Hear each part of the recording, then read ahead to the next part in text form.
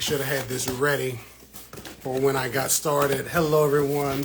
We were doing an unboxing. The box is already open. Don't ask any questions. But there we go. This is going to be the cover. There we go. Hello, everyone. It's me, Derek, the Chocolate Botanist. And I don't go live often anymore because I feel like when I go live, it's doing the opposite of what it usually does. I feel like when I usually go live, it's like 3 people, and now we're counting to 20. Do me a favor, because I do not go live often. Share this because I'm doing an unboxing. We got the Vita in here, Les Croissants. Mary Pat. Oh, thank you for loving my content, Whiskey Ninja. Miss Laylee Amy. Okay. And Renee Robb and so many others of you. I am doing good. Les Croissants. I'm assuming it's crescent, but I just want to say croissant. But I hope y'all are doing well. I'm going to be doing an unboxing today, and I am so excited. So again, if you have not already, see, it climbed up. It was at 20, and then it went down to 10. We need to get it back up, because this makes me want to just cut this off, right? Yeah, I'm messing. But I hope y'all are doing beautiful today. I'm trying to wave to whomever I can. Let me tap this eye here. Did I wave? I can't wave from this eye, but this is okay. But I hope y'all are doing beautiful today. I'm going to be doing an unboxing. I'm going to be up here real quick, because I just don't really feel like doing content a lot lately. I'm not going to lie to you.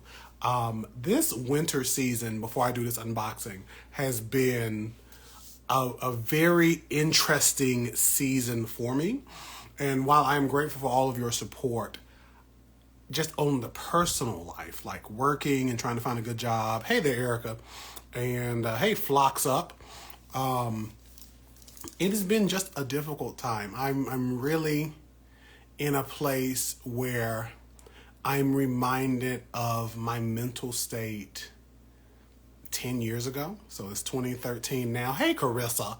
It's 2013 now, 2023 now, and I'm reminded of 2013, 2010, 2011, pretty much before like 2016, where I was just really, I gotta even say, before 2017, 2018, around the winter season, I would always find myself like super down and super depressed. And I just felt just incompetent and a lot of negative things that I know isn't true. But this year has specifically reminded me of the liberation I felt in the past and how in this now time I have a different support system. So, hey there, Steven.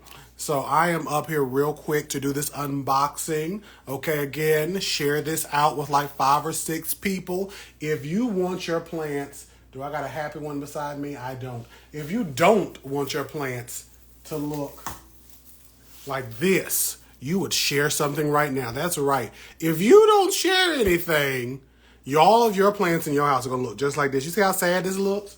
That's how sad I feel most days. We're going to go ahead and get started. Drop that real heavy on you, and I'm going to keep it moving. So this is unboxing of this Arbor product. Now, Arbor is releasing some new products in 2024, okay?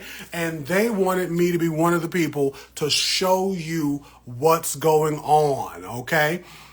I am so grateful for them sending me these things because I'm going to try them out and see what they feel and do. And we're just going to go from there. So this box is so beautiful. I had to make sure I take my address off of it because I know some of y'all are stalkerish. So, boop. And it says the power of science meets the force of nature. He says knocking things out of the box. So let's go ahead. So the first thing I'm going to show y'all is this cool bandana they sent me. And it is so beautiful. Hopefully, I don't know if the people of Arbor will see this, right? But hopefully they can make a like full scarf for people of the Afrocentric persuasion who want to wrap their hair up. You know, I don't know if they could, maybe do something like that. But I do like the handkerchief. I can fold it up, put it over my head, but it would take me a lot of time, and I am trying not to be up here super long. Side note, again, thank y'all for your compliments. If y'all have questions while I'm up here, y'all have questions about plant science or other stuff, like throw them in the question box or put them in the chat, and we'll go from there. So the first thing I'm going to show y'all that I was the most excited about, well, not the most excited about, but really like whelmed about is this. So this is a mycorrhizal powder, right? So mycorrhizal, Mycorrhizae,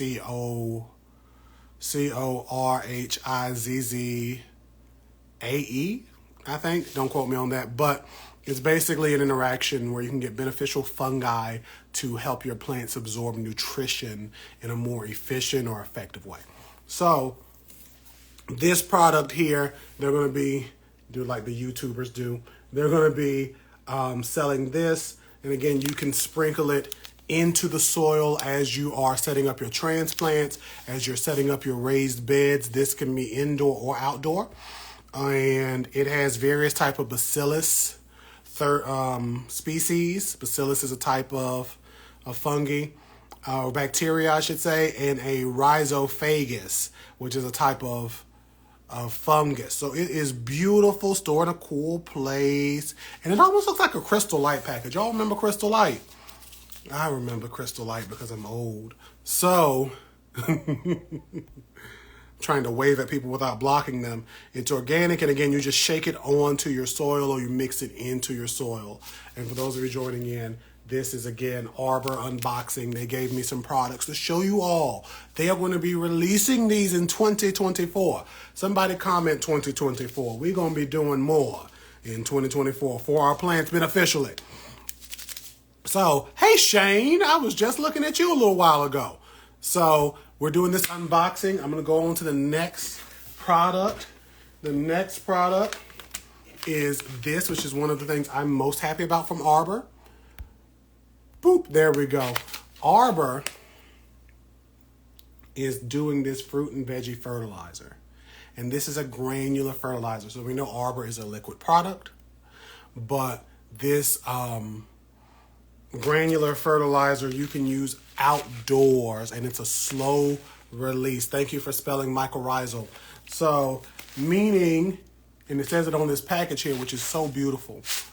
It's safe for the environment, releases nitrogen slowly, reducing potential leaching into waterways, right? When you are outdoors putting your plants down, right? You have your potted pansies, your various angel wings, your wandering dudes for your ornamental sakes. You have your collards, your cabbages in zone 8, because zones have changed now. We're in zone 8 in North Carolina. You have your collards, your cabbages. It's going to take me some time to get used to that. Your collards, your cabbages, your beets, your carrots, your sugar canes, if you're doing that. You're setting up things for the new year, and you're putting down like a liquid fertilizer, like any other brand. That can leach out into your waterways over time. And how that happens is you put down, hey there, Audrey. You put down liquid fertilizer into your outdoor spaces. A rain comes, you water with just regular water, whatever happens, and that fertilizer residue that was not absorbed by your plant leaches out. Leaches mean like literally leaving out. And it eventually, I tried to wave there, boop, cancel. Somebody say, hold on. Is something happening? Did you say hold on because something's happening? If something is happening, somebody let me know. There's a delay. So I hope y'all didn't miss all of this, but the hardiness zones have changed. They did. I'm going to come back to that. So leaching, fertilizer goes in, you push all that fertilizer out, and it's ready to party, like in that Cosby episode that way back in the day, party, and the fertilizer goes out into our waterways. Algae, those aquatic plant life absorbs all that nutrition that's freely there for them, and they suck all the air out of the water and kill sea life. And we end up having these red algal blooms. And we don't want that. So if you can't afford it, I always say, if you can afford it, thank you for saying my voice has gotten deeper and slower. This is what happens on a live. On a live, you can hear my real intonation. There we go. But in a reel, I have to be real fast. You see what I did there? I have to be real quick with how I give y'all this information, because the people are lying to y'all at 70 miles an hour. And I have to keep up. to get the facts up, and it's hard, okay? They are Wile E. Coyote. I am the Road Runner. So going back to this.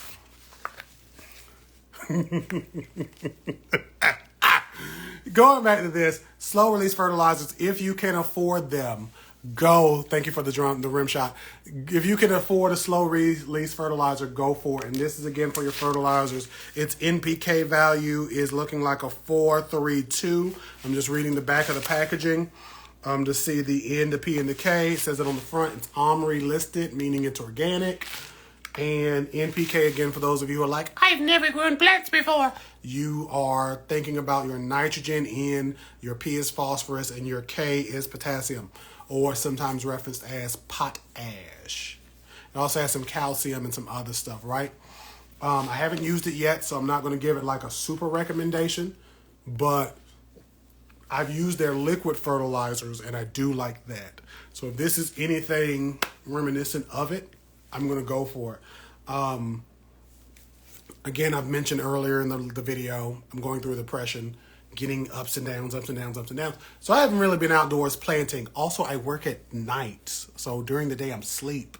It's probably the other reason, because I feel like I used to be. This is all reminding me many moons ago when I did work at nights, I was probably depressed because I couldn't do the outdoor things I wanted to do. I'm going to skip over that comment about the banana peels and the rituals. Somebody block them. Block them immediately. So this is a beautiful situation, and it looks like this fertilizer has biochar, which is, I'm reading off of the back of this packaging, helps with water and nutrient retention. Somebody's compost, which adds organic matter to improve the soil structure. And Steven, are you up here? Are you still up here, Steven? Chicken manure, which is a quick release for fast results, and then a rock phosphate, nutrients for roots, flowers, and fruits. And they also say you should use it in conjunction with the soil and root food, which is again going to help it to get itself together. Steven, this is real random and real just off of the spur of the moment. Are you in a position where you can join me live? If you are, phenomenal. If not, because I know you said you had some stuff going on today, it's okay. So this is beautiful. And again, this was packaged. I don't think I mentioned this at the beginning of this. This was packaged by Vanessa, who is the founder of Arbor. She put this box together for yours truly, this Black Botanist here. How many of y'all have put together a package for a Black Botanist? I figured you were doing that. How many of y'all have put together a package for a Black Botanist, right? How many of you can say you've done that? You've mailed something off to a Black Botanist? Okay, there's only really one person I can think of that's done that up here. And is she still watching? 2, 3. I forgot. There's the one that dropped off a fig to my house. There's the one that sent me 2 shirts. And then my sister, who's not up here currently. So this is amazing stuff here. And again, fruit and flower, or fruit and veggie fertilizer. Now, I will say I do often buy just fertilizers for what I feel, right? So if it says fruit and veggie, I may still use it on my flowers or my houseplants, because an NPK is an NPK, so fertilizer is fertilizer. But generally, these are normalized for your general use for your fruits and your vegetables.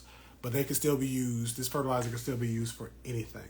And they give you examples on how to use it, or suggestions on how to use it for like trees and shrubs and ornamentals and potted plants and all this other stuff.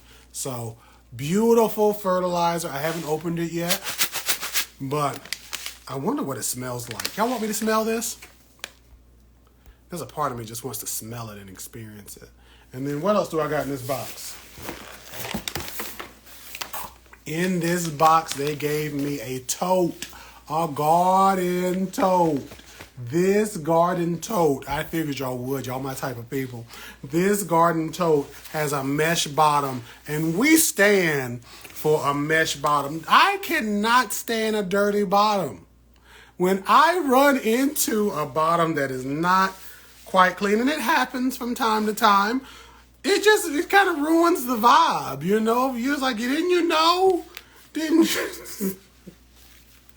Anywho, so you can clean the tote's bottom out because it's mesh, so it's like literally it'll drop the dirt and stuff through. And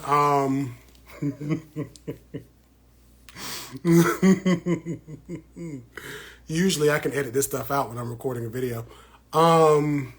It's just beautiful. It has all these pockets, and there's been numerous times where I've wanted a tote or something to be able to carry tools or different things in without having like containers that just hold onto dirt. I'm loving the color. The color is really matching me. Like it matches me. And I'm feeling like, you know, this is just belonging with me.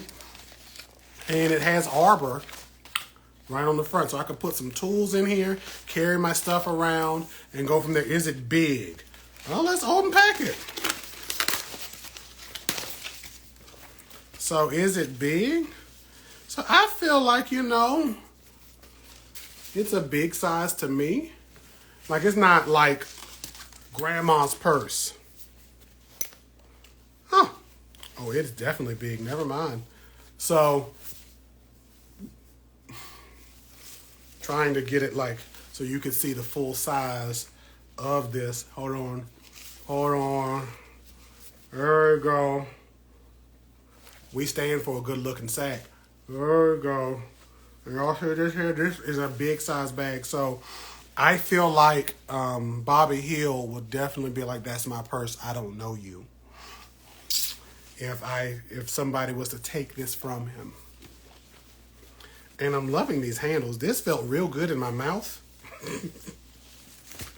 We've gotten off the rails. We've gotten so off of the rails. You could take it plant shopping. That would be a good idea.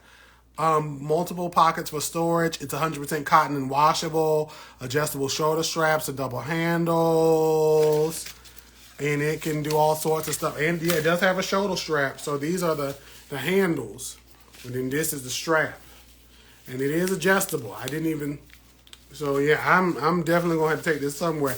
I didn't think of taking it plant shopping, but well, look, we cheeky every day. I just edited it out of the Instagram. When I do a reel, side note, because I do all these tangents all the time. Most of you haven't seen it live with me.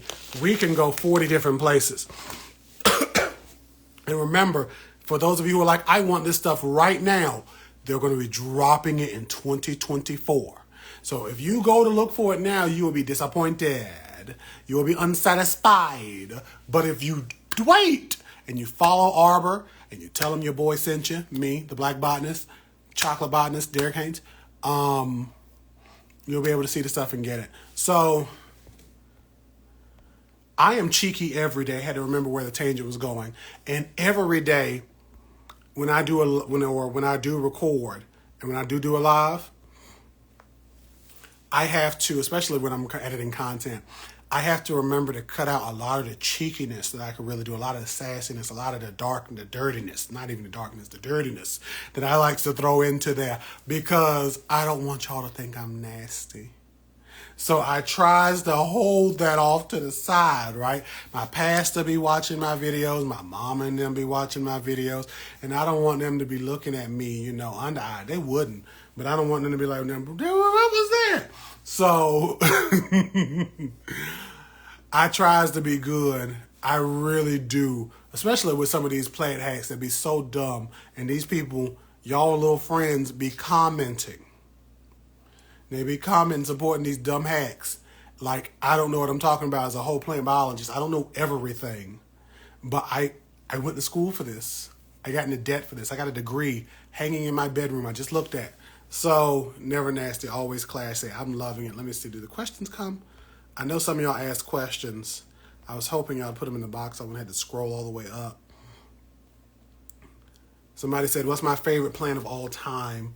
So we're going to jump into questions. If y'all have any other questions about this stuff, this is everything I got in the unboxing part. They gave me this beautiful postcard, which is gorgeous. I would read it to you all, but I'm not, because it ain't none of your business what I got, okay? It ain't none of your business why I got a postcard and what it says to me, because it's for me. It wasn't for you. Your name wasn't up there, so we ain't even going to read this. Basically, it's very beautiful though. Vanessa and the Arbor team really did this. So somebody said, please explain why the peoples changed the zone numbers. I see. So we got a couple of questions. The first one was, what's my favorite plant of all time? I love various aroids, things in the Araceae family. Those are your colocasias, your alocasias, somebody's casia, okay? Your philodendron, your monstera, your rhyodophyra, your, what is that other thing I love but I can't keep alive? Your anthuriums, and I love all of them in that family, excluding peace lilies, because they're also in that family. So I love them. Somebody said, this is Steven. He knows this question, but he wanted me to tell you all, because he's a whole biologist too. Side note, here's another side note. I need y'all to comment. If I did a podcast, this is the 13 of you here, minus Steven, 12. We almost like, I'm not going to say that, the 12 of you here. If we were to do a podcast, me and Steven, oh, somebody dropped out. The 11 of us here, if we were to do a podcast and we were to have like two botanists, black botanists talking about stuff, would y'all tune in? So y'all answer that while I give this explanation. The zone numbers changed to match. Well, let's give a quick background. The USDA hardiness zones, for those of you in the United States, are basically our number categorization of what plants can do well in what area. So it relates to the temperature. It relates to the first person that I seen that said, hell yeah, I want him to be a guest. So I hope Shane knows I'm going to be emailing you. So we're going to keep going. So the zones basically are temperature ranges that basically say this is the high and low of that area, the highest temperature they get on average and the lowest temperature they get on average. And thus, these are the plants that will do well in those areas. So areas where you have a hard freeze and it gets in the negatives, there are some plants that just can't take that. Areas where it may be hot and dry, some plants may not be able to take that. So these hardiness zones are basically the temperature part, and then humidity and other factors can kind of kick into what plants you can take care of in those areas. But also it also includes, like, you also have to consider microclimates and other types of stuff, a lot of other things. But the basicness of it is global warming, climate change, that thing that Captain Planet tried to warn us about in the 90s. It has really been kicking the world's behind. And because of that, and because of the now temperature shifts that all of the world has felt, the USDA and them had to adjust the hardiness zones to make them match what we really go through. So that is why the numbers changed. So numbers went up. North Carolina was 7, and we are now 8, right? Because really it can get hotter and colder now. Like Virginia used to be 8, and some of their areas was 7. I think it climbs up. Because I think Florida, if I'm mixing the numbers up, because the hardiness zones, I feel like I get it backwards. But I feel like Virginia was a zone 8 at one point. So there's some parts of that may be 9. So bingo bongo. And somebody said same for Georgia. Georgia was also zone 7. I went and visited some people there, looked at plants. Yes, chef and water quality scientist. I love that. So let me scroll back up to see these questions. For fertilizer, what's the application process? Let me see. So it depends. So sprinkling. When you're sprinkling on top of the soil, you want to sprinkle. You're not trying to season. I describe fertilizing with a granular as the movie Soul Food. I don't want Big Mama to lose her leg. That's all I remember about the movie. I ain't seen it since I was 6. I don't remember nothing else. I don't want Big Mama to lose her leg. Ain't nobody gonna take my leg. I do remember seeing that on the social media.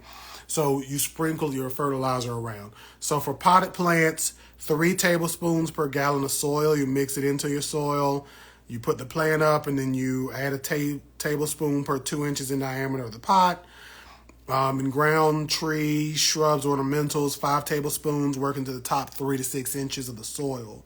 Water thoroughly, and it can feed 24 single plants. Raised bed, 1.5 cups. 1 1/2 cups. Make sure that's being clear. per 10 square feet, work into the top 3 to 6 inches of the soil, water thoroughly. You're basically wanting to work it in so it's like not just going to be rolling off, but it's also kind of like in that top sphere of the soil. The roots are going to be down here.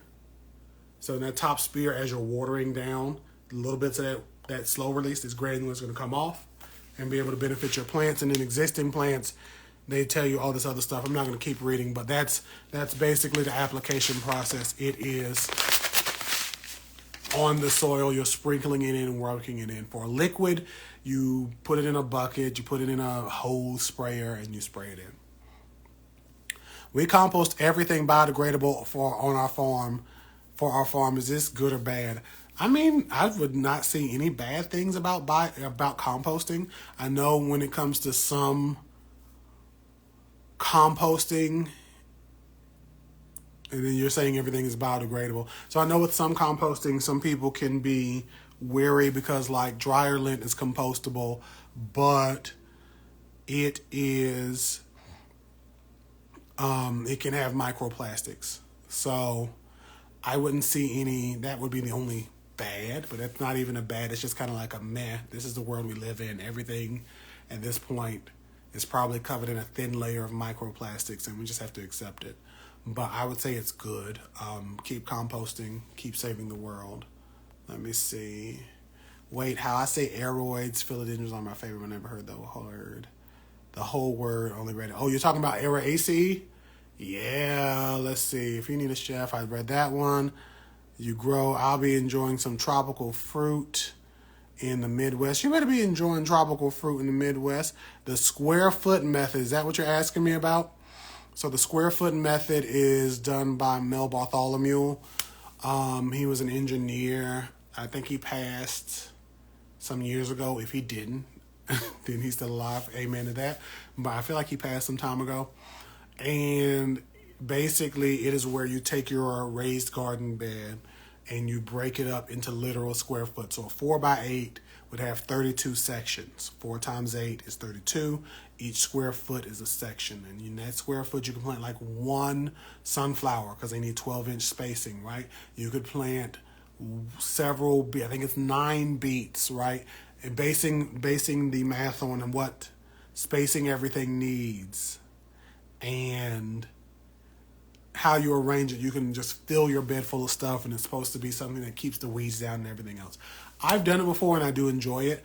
I've never done it to the full capacity of the square foot method.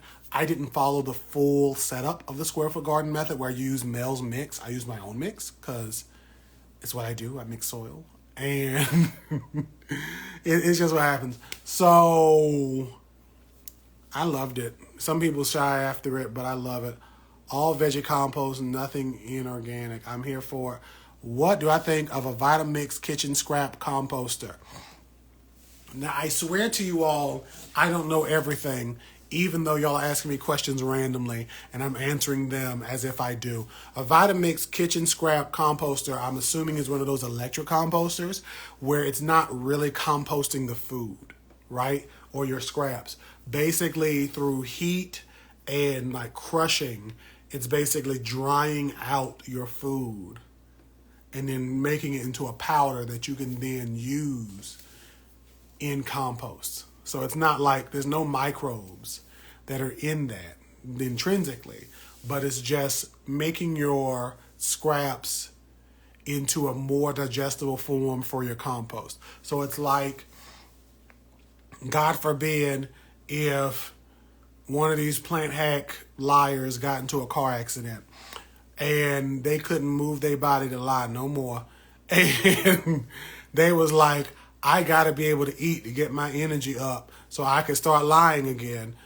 Their jaw had to be wired shut. They would have to like get something blended up into them, right? Or an IV of somebody's nutrition into them. I'm not a biologist of that nature, but I'm just throwing stuff out there.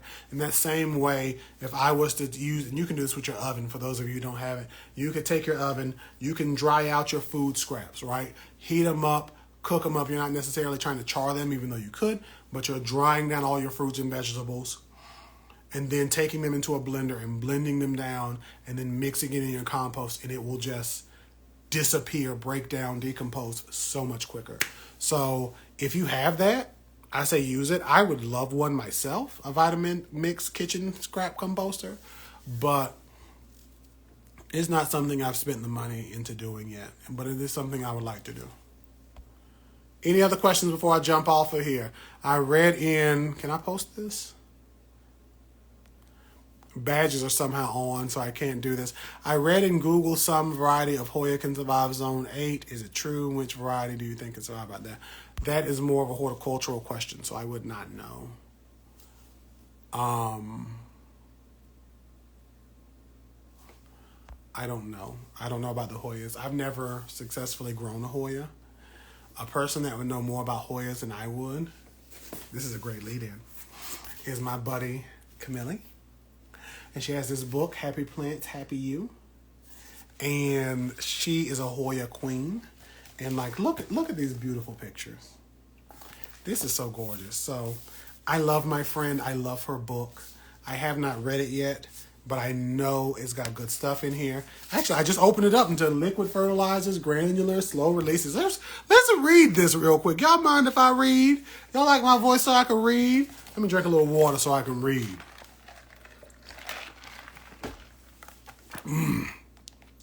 What are you feeding that plant? I didn't even wait for y'all to respond. When growing outdoors, plants have access to rich nutrients from their surrounding environment. When you grow plants indoors, they will need more than just plain water. To grow your plants full and lush, you will need to add fertilizer to your plant care routine. As a general rule, look for a fertilizer specifically formulated for indoor houseplants that provides the big 3 macronutrients: nitrogen, phosphorus, and potassium, NPK, along with varying micronutrients. Okay? You do not want to use a fertilizer formulated for outdoor shrubs on your indoor plants. While there are fertilizers for specific houseplants, I like to keep things as simple as humanly possible. General houseplant fertilizers with a balanced NPK ratio absolutely get the job done. While the substances is the same, there are different forms of fertilizer to choose from. What you choose is really a matter of preference, as they need to be applied with different frequencies. Okay? Hey there, Birchley Sovereignty. Hey, the Urban Fall. Is this my Nadia? Nadia, is this you? Nadia, did you join me up here? I'm reading out of Camille's book. I did an unboxing for those of you who just joined. Happy Plants, Happy You. So we're talking about different types of fertilizer. Liquid fertilizer. Liquid fertilizer comes in a concentrate that needs to be diluted with water. It's important to always follow the dilution instructions on the packaging when mixing. Granular fertilizers. Me and you are supposed to do a live before this year ends, Nadia. I don't know when that's going to be, because I don't know when I'm going to go live again. But me and you need to do a talk or something. We need to do something. Granular fertilizer. These products do not require any mixing. You sprinkle them directly on the soil and water them in. They usually need to be applied about once a month. And then slow release. Boop, boop. There we go. These plant foods come in little bead forms of spikes that you will press down into the soil.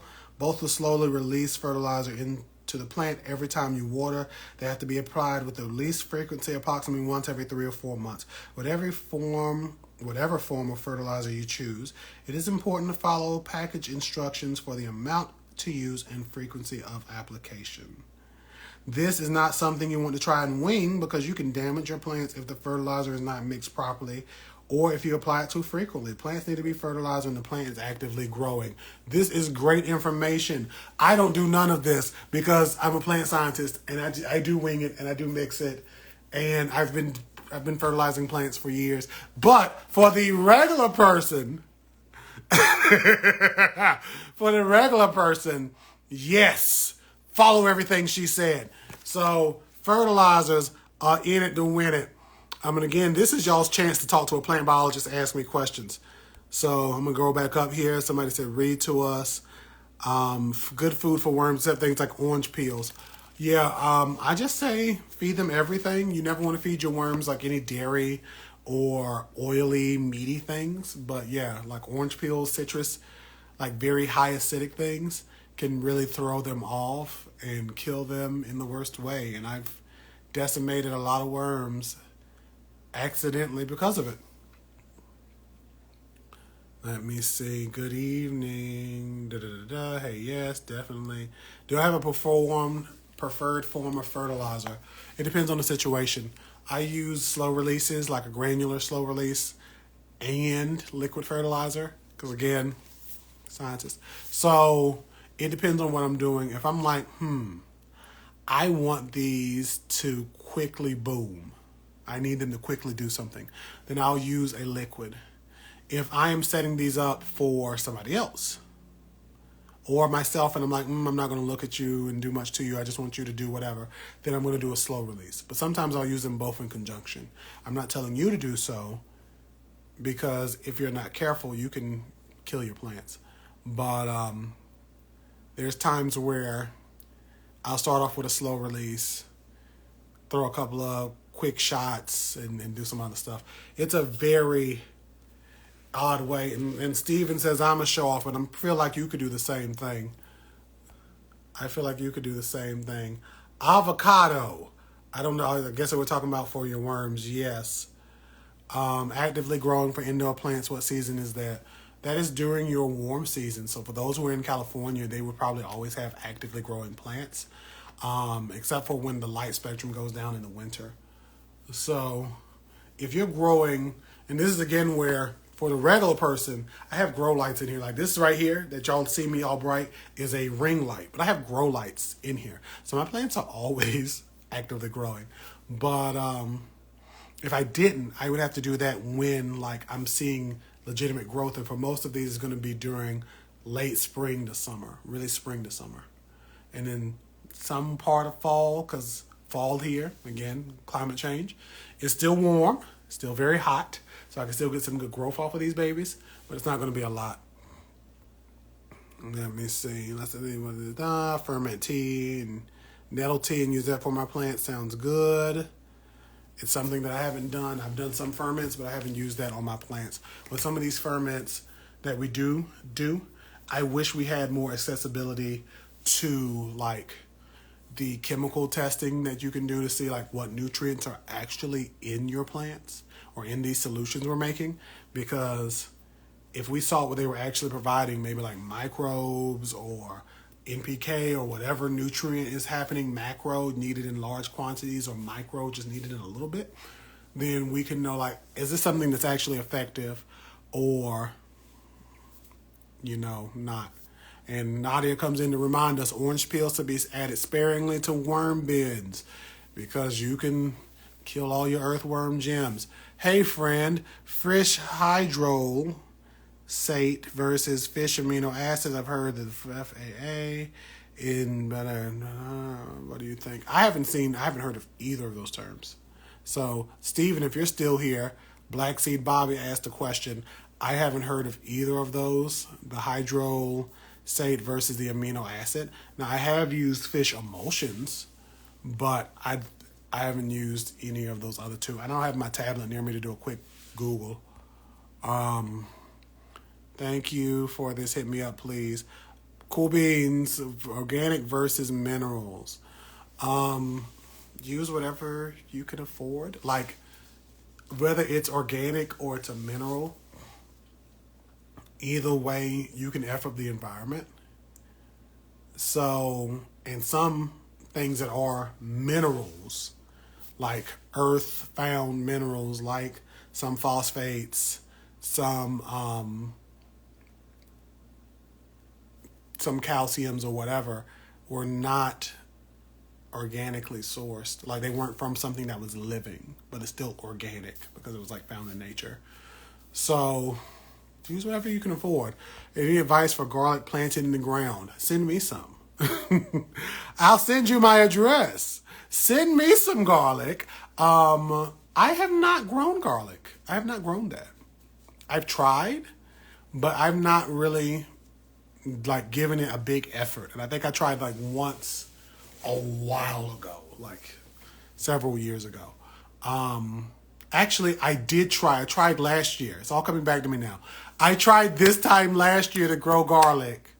And I was like, why did that fail? I put it out there. It was going beautifully. And then, I don't know, here in the Southeast, we had a cold snap, like this polar express thing happened. And it, like, the week of Christmas, like 24th, 25th, it was like so cold. And the wind was just blowing and all of my garlic died. So definitely winter plant for us here in zone 8. I really want to say 7 so bad. Zone 8. And, make sure you're watering it appropriately, keeping it in a sunny area, and protecting it when there's going to be a random super frost. Thank you, Stephen. I don't know what I'm doing, and I don't want my plants to die. Is there anything wrong with a little insecticide preventatively? I found Arbor on sale. Okay, so here's the thing. For those of you watching this, I haven't done a live in so long. I used to go live all the time back in the day. And I stopped. So if y'all do want to see me live more often, like if we get a good number of people, and 11 people is a good number. If we get a good number of people on me live monthly, I'll try to do these monthly. Cool beans? And that way y'all can ask me questions and we can interact and talk. Some of y'all can even join on the live and talk to me and we can interact for a little bit, okay? So Sherry, here's the thing. What I tell people is when you decide to grow a plant, you decide to have bugs in your house or to have some dealings with insects. I cannot stand roaches of any variety. Unfortunately, for me, they love to hide in dry soil. So I was repotting a plant some years ago. I was going to do a live, and thank God I didn't. I probably would have went viral though had I did it.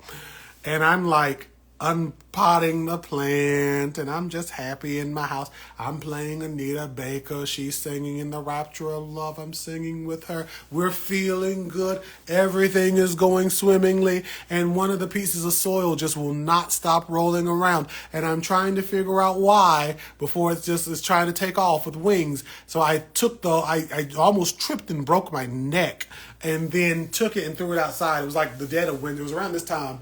It was dead of winter. It was so cold outside, and I boiled some hot water and poured it over the soil, and it was probably long gone.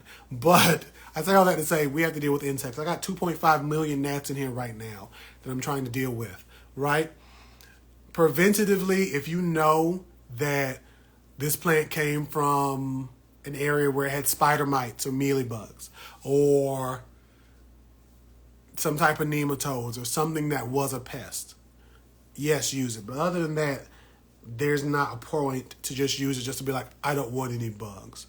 I'll also say there's cultural things you can do, cultural controls, where you can be like, hey, if these plants or these insects need a wet cycle, like some type of gnats, they need the soil to be wet and sufficiently moist so they can sit and recreate. They need a moist site. Then keep your plants as dry as you can before they start to get stressed, right? Or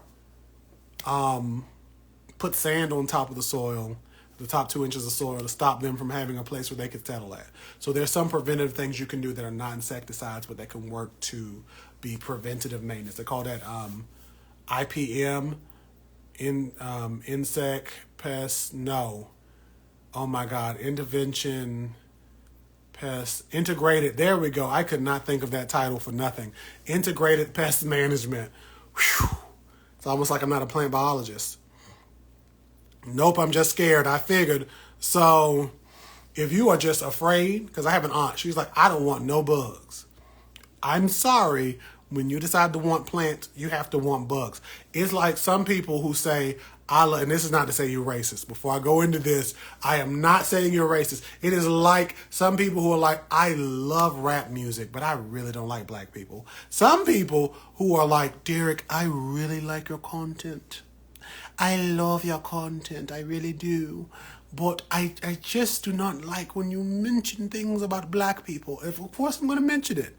It's a part of my world. In case you haven't noticed, I'm all Negro. I'm a whole black. So, yeah, you have to accept them. Now, when they come in, again, there's things you can do to work to end their lives. And there's things you can do to try to prevent them culturally. Again, you may not leave your doors wide open when you have your houseplants in here, right? You make sure you're checking your plants when you buy them from a store or online to make sure you get them from a friend, to make sure you're not bringing anything into the house. My aunt that I told you I'm talking about, who doesn't like bugs, she has elephant ears me and a friend put in her yard. They have all types of, I think I did a video. Mealybugs? Was that mealybugs or spider mites? I did a video where I zoomed in on them. I get mealybugs and spider mites confused. I did a whole video, and I caught it because I happened to look up. I was going to take some pieces and bring them here and grow them, and I caught it looking. So, yeah, and again, Nadia Urban Baum's sister is the queen of insects. That woman, I feel like if she walked in here right now, she snapped her fingers like that, she did like that, all the bugs would fly to her. They just know she's the one to listen to. She said, get out of here. They would just do it. So don't be worried. Plays 1,000-pound sister clip. Oh my God, don't do that. Everyone is best for la cockroach. Look, before I jump into that cinnamon thing, for cockroaches, I have used Home Defense. I do not remember the whole brand. They are not sponsoring me. I would love for them to. I might have to email them. I have used them, and it has been wonders, because I remember when that product came out, and I could spray the whole inside outside, and the roaches just go. Sometimes, and I used to do this, you shouldn't do this because it's not for indoor use, I would use 7, and I would spray my plants in here. And I'd wake up the next day and cockroaches were just popped up, just gone. Thank you for typing integrated pest management, because I know somebody was trying to help me. Y'all were yelling it at the screen when I was struggling, and y'all should have yelled it hard. You yelled it soft, and that's why I couldn't do it. Can you sprinkle cinnamon on potted plants to keep bugs out? No. Well, yes, actually you can. Do you want to know why? Because the cinnamon will end up molding over and most likely killing your plants, and then you would throw the whole pot out of frustration. So yes, it would work. Cinnamon is hydrophobic, right? Meaning that hydro water phobic fears or repels. So when you sprinkle cinnamon over your plants, and it's supposed to have all of these different things that are supposed to be insect repelling, the study that those people are referencing incorrectly said the oil of the cinnamon, not the powder of the cinnamon, right? So it's a whole thing. People lie real bad on the internet. So no. If you are like, I don't want any bugs on my plants, you're going to have to buy them plastic. I tell this to my family. I tell this to you in love, Sass Potter. If you are going to have the plants that lived, you're going to have to say Avada Kedavra to your fear of bugs. Y'all see what I did there? Let me see. OSU has a nice, you keep talking about that OSU, has a nice IPM system. I looked up OSU. I wish they had a master's degree program online. Play sand on top. So Steven, another plant biologist, he's used play sand on top of his soil. Cinnamon and other spices might invite pests. Again, I've used play sand. And it's helped to definitely keep some insects away.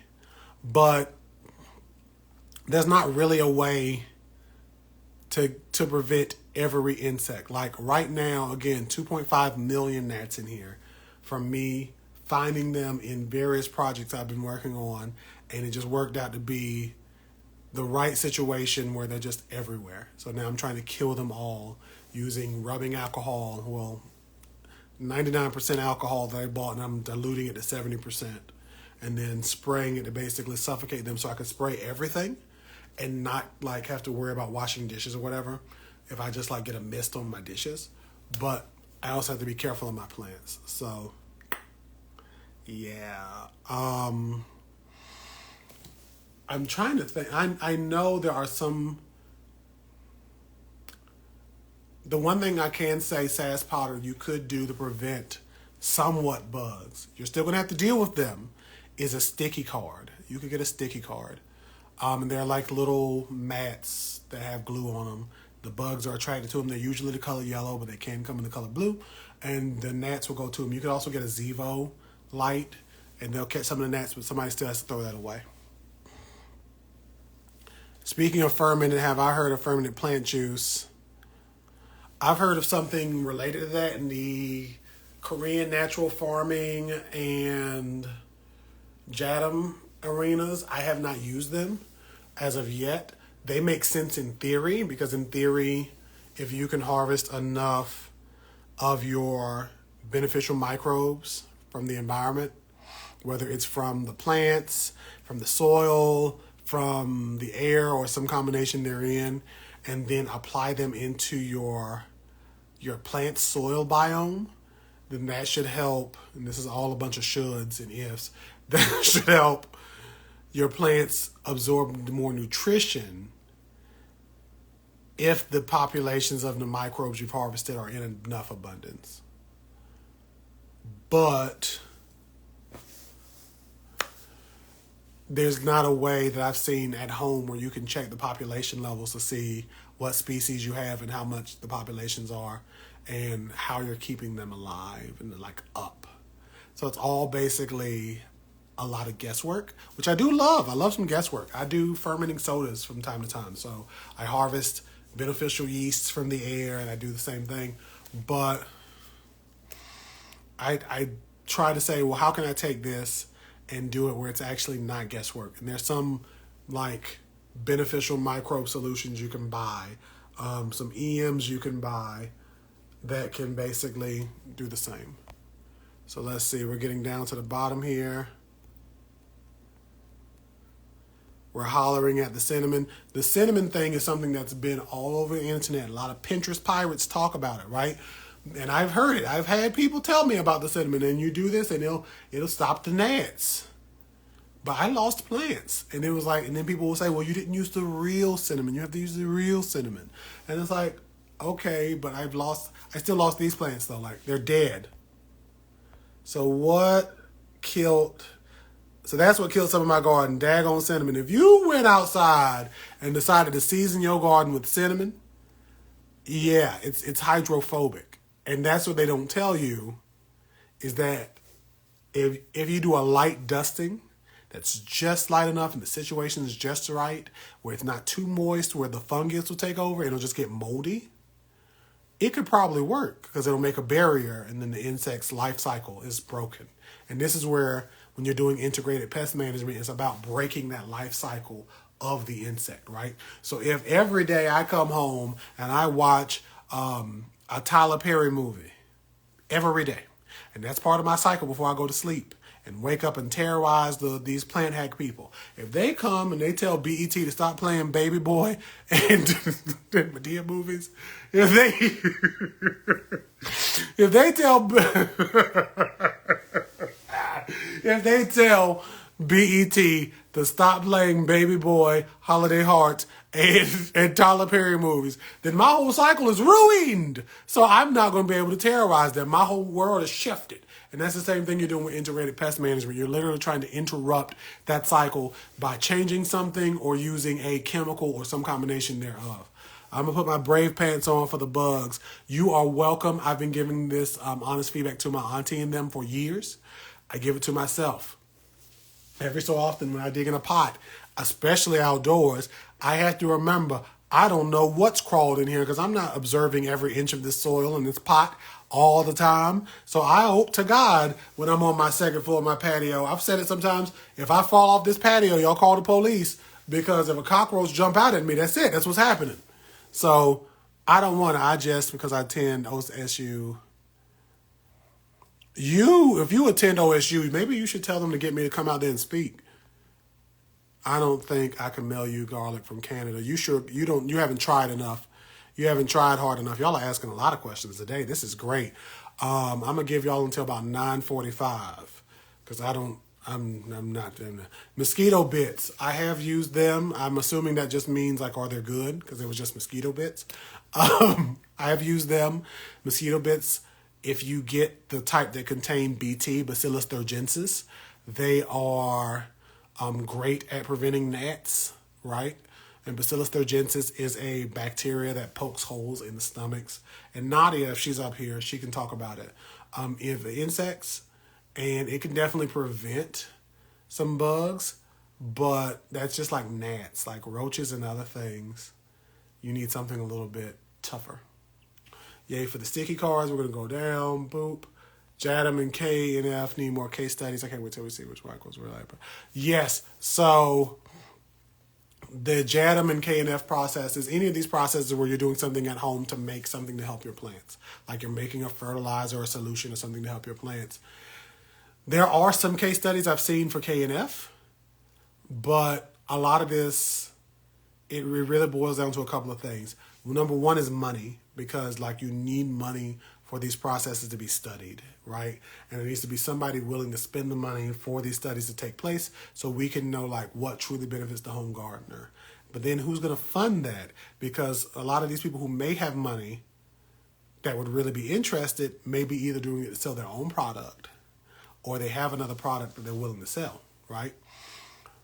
And then part two is just like the willingness and the interest. Remove any disease or damaged foliage. So we also have somebody saying highly diluted dish soap. You have to be careful with that dish soap too, because if you don't dilute it right and you get like a bleach containing or scented dish soap, you could probably kill your plants too. And I've done that before. I used to use dish soap because in theory, insects breathe through their bodies like their exoskeletons. So sometimes when I listen to myself, I'm like, I'm such a nerd. Nerd! That's what I'm saying to myself. Anywho, they breathe through their exoskeleton, so covering them with a thin layer of soap suffocates the babies and stops them insects from bothering you no more. But I don't want to kill my plants, so sometimes I use the BT. Sometimes I use like 3% peroxide. Somebody's saying an oatmeal garden, manage your watering. Look at Stephen Jones. He is giving y'all free advice, and he's taking care of his baby. He's telling y'all to manage your water and water less in the wintertime or days where it rains, and that's for outdoors, right? Can we schedule doing an IPM live so I can help your followers with the insects? We can do that because they've been asking me how to get rid of gnats and stuff, and I say it here and there, but we just need a whole video dedicated to it. So Nadia, yes. Yeah, can we do that tomorrow? Is that too soon? What are you doing tomorrow night? Are we Eastern Standard Time, you and I? Let's talk after this. Stephen also mentions to scout your plants. Look at your plants and make sure that they are free of bugs. For those of you who've joined, because I've seen we have a lot of turnover of people. I started off with an unboxing of some products I got from Arbor. Arbor is great. They sent me some stuff that's going to be released in 2024. And then I read a section from Camille's book about fertilization, because that's what we were having to be talking about. And now I'm answering questions before I jump off of here. You ask me a pottery question? You already have. The Potter's asking me a potter question. Can you put a terracotta pot inside of a glazed ceramic pot containing water? Wait a minute. Can I put a terracotta pot inside of a glazed to create a self-watering planter? In theory, potentially. So terracottas leach water through their pores because it's clay. So they have pores and they leach water through it. Ceramic does not. So whatever water was leaked through it would stay in it. But then I would worry about like a root rot or just a fungus or some type of mold or mildew. Basically a fungus overtaking that terracotta pot, because that is what's happening. I can't show it to you because it's full of peroxide. I'm going to see if I can grab it. But that's what's happening. I'm knocking stuff over. I'm doing this for you, Potter. That's what's happening with this right now. So I have this Potter that I got, and you can see it's dripping, right? Because it's literally like liquid on the outside. But you see all this bots? That's not just character, that's mold. So I had a fertilizer I threw in there that I had mixed together, and I have this mold that's on the outside, so I'm trying to get rid of it now. If you just want to create a self-watering planter, Sam, who is I think House Plus Plant, she made a video on it, and it's just like a wick and a pot and another pot. So, yeah. Hey, seeker of integration. You are available tomorrow. Let's do that. BT is for caterpillars / insecticidal soap, soft-bodied bugs. Does not work on beetles. And I've never tried it on beetles. Actually, the BT, I have seen it work on squash bugs. but it was injected into the plants. It's a whole long situation. We'll talk about it tomorrow with Nadia. Okay, we're going to scroll down. There are BT products for certain beetles. There are different species of BT that are also used on different insects. Makes sense. Okay, we're going to keep scrolling down. Any tips for orchids? Ask Black Thumb.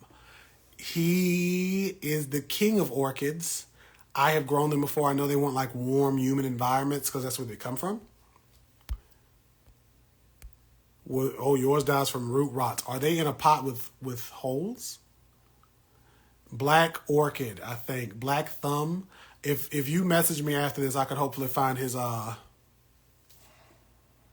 profile because I can't remember. I remember the man's face. He's in California. He grows beautiful orchids, but yeah, if they're going from a root rot, they don't want to be like soaking wet, and they want to be in a chunky media, like a media with some bark and some grip to it. So that way water can kind of cling to the surface, but not like stay in it. So when you have like a growing media like peat or cocoa coir or sand, something like that, that can hold a decent amount of water. The first two versus the last, but they can hold a decent amount of water. But like a bunch of root bark and charcoal holds less water than those things, right? Because there's less surface area for that water to grip onto, like less connections, more gaps of air. So they want to live in that type of situation the orchids do. They're epiphytes in their own environment, right? Naturally, they're growing on trees and living in those humid environments where they're just subsisting off of whatever humidity is there. That's what the orchids do in real life. Outside of the home, like in the forest, the rainforest and stuff. So you don't want to put them in a soil mixture where they're just like sitting in just water. They want to be like not drying out, but not like soaking wet, if that makes sense. Hey, Jasmine in the garden. Let me see. Advice on how I fertilize my plants in the winter. Again, I'm going to leave these last couple of questions. I do different than the rest of you because I still fertilize in the winter. A lot of people up here will be like, don't fertilize your plants during the winter. You should not do that because of... And I just read the book that said so, but I still do.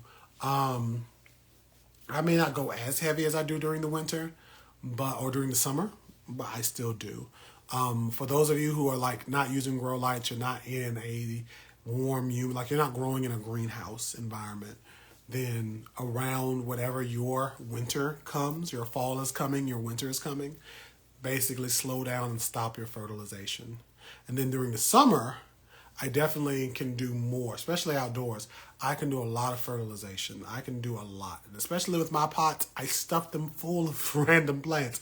So I'm not worried about like a burn or anything because there's too many plants growing in that plot anyway. So that is what I do with that fertilization. So we talked about a lot on this live. I did an unboxing from Arbor. Thank you, Arbor, for providing me these products. We showed a tote. Where's the front of this tote? We showed a tote. We showed this here handkerchief. I asked him, I'm putting it out there. Hopefully Vanessa watches this whole thing. Because again, I'm saying, please give us a scarf. Because black folk need us to have botanical scarves. And we did the fertilizer, the granular, which is right here. And the soil food, which is a mycorrhizal. So we did a lot of cool stuff. I was up here way longer than I wanted to be. I intended to be, I should say. So I do appreciate y'all for joining me today. My hair is needing to be redone in the worst way. So hopefully I get that done before the new year. Probably not though. And I thank y'all for being here. Thank y'all for joining me. Those of you who are just getting in, you missed a lot. So hopefully you rewatch the replay. Hit me up anytime you got any questions, comments, or concerns. And making sure there's not any other random questions. Y'all have a great day. Shane, I'm going to eventually talk to you about that podcast thing I mentioned earlier. Same with you, Nadia. Nadia, I'm going to talk to you after this. And Kiki is here. Kiki, how did you sneak in here? Kiki, how did you sneak in here? How did you sneak in here, Kiki? How did you do Your citrus trees on the opposite schedule. Everything else you had in the greenhouse, you usually add phosphorus with acid for the year. Yes, again, because you're in a greenhouse. So when you're in a greenhouse situation, you can do way different than in a house or in a thing. And in my home here, I do different because I have heating pads and grow lights and everything else. But for the average home gardener, you most likely will not need to fertilize your indoor or outdoor plants. So, yeah, you been in here. I don't need... Kiki, we got to talk after this. Anyway, the rest of y'all have a good day. Kiki's been walking with me since I think I started this page, and I really value her. And if you are not following Kiki's plants, then you and I can't really Kiki like that. I'm just going to go ahead and say it. Okay, this is at the end of the video. This is the real stuff. This is the real deal. I appreciate you too, Black Seed Bobby. Okay, and we're going to end for real this time. Y'all have a good day.